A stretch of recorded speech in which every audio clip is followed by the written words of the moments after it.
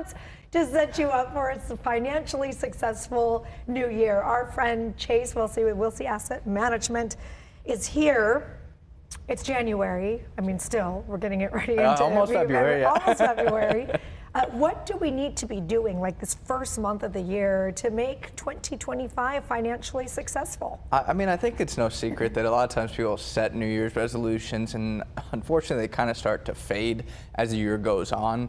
I think what's really important for your financial future and for your financial goals is really just set clear, concise financial goals that frankly are achievable to you, and then really staying consistent on that throughout the year and kind of revisiting that plan as the year progresses. Don't just look at it in January and say, okay, I'm done, and then all of a sudden July comes and everything's gone out the window. It's really, again, being clear and consistent with those goals. You just, like they say, change your fire alarm batteries every so often. What needs to be done financially every single year? I really think there's a understanding that should occur that I always tell people. There's a difference between what I call tax filing and tax planning. Tax filing is after the year is closed. So 2024 is over. All of your W-2 is done. All your 401k contributions are done. That is now in the past. Tax planning, that should take place at the beginning of every single year. To plan for the year. Where you're planning for the year. So that when you file your taxes come 2026, you had a good plan that was implemented. As I said, 2024 is over. We're now working on taxes for 2025. Now is the time to actually start thinking about that tax planning for 2025. The easiest thing I always tell people, and I think one of the most important things, is making sure you get your 401k savings lined up. And in specific, if you look at matches that occur for 401k plans, it is the best thing that occurs, because let's just say you get a 4% match. I mean, you're getting 100% return on that money that you put in the 401k. There is no other place that you get a guaranteed 100% return.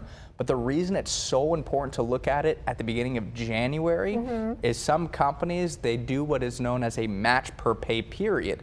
So if you're not putting in money every single pay period, you're foregoing matches for those pay periods. Other companies, they do the matching formula based on your annual contributions, but if you have a company that does a match per pay period and you're missing deferrals during pay periods, you're missing free money. So setting up that plan at the beginning of the year, I think, is so important. Okay, we had the IRS here yesterday. They were giving us all kinds of tips. So much fun.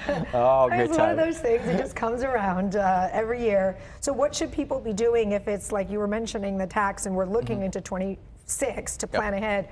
But for 25 right now? Yeah, so for 25, the nice thing is there's not, I say nice thing, there's not many options that you do have to kind of fix some of the 2024 maybe lack of things that you did. But the nice thing is you can still make contributions to your Roth IRA or traditional IRA. And I think that is a great route to go, is making sure you still take advantage of those opportunities.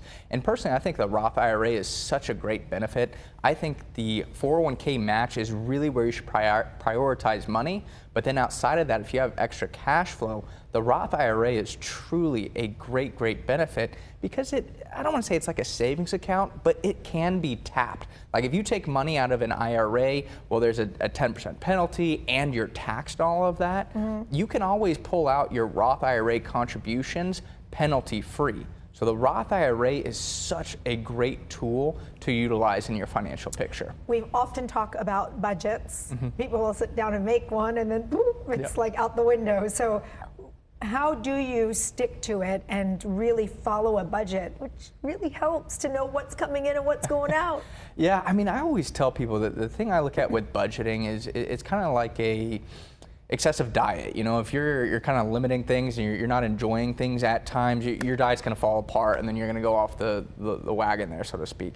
It's the same thing with budgeting. You need to be realistic with those budgeting goals. And I tell people it's more about understanding your spending and where that money is going. And personally, I don't get paid for this. So I'm going to tell people, I use this app called Monarch, and there's a small fee that you have to pay every year, but it is so great. It aggregates all of your spending data. It shows you have to categorize the transactions, but it shows you kind of where your money is going. Because I think that is the big downfall, is not that people are bad at setting budgets. I think they're bad at understanding where their money is going.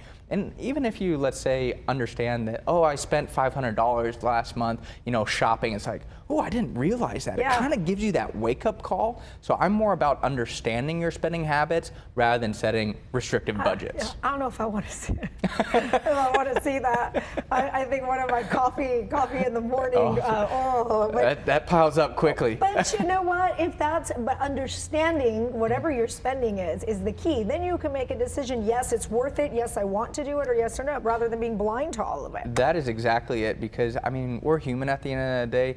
If we weren't, we'd go live in a tiny little place. We would maybe ride a bike to work every day. Yeah. We wouldn't be spending money. If that was the goal, was to save every single penny, there would be a way to do that. But you still need to enjoy your money as well. Yeah. And it's just not about frivolous spending. It's about understanding your spending and making sure you are enjoying that money that you're spending. Enjoy my coffee, my cold brew every day, and it brings me joy that I can bring joy then to San Diego. And if you're taking care of your financial goals first, everybody is going to have their guilty pleasures at the end of the day. You got it. Okay, Chase, thank you. Good advice as always. Thank you.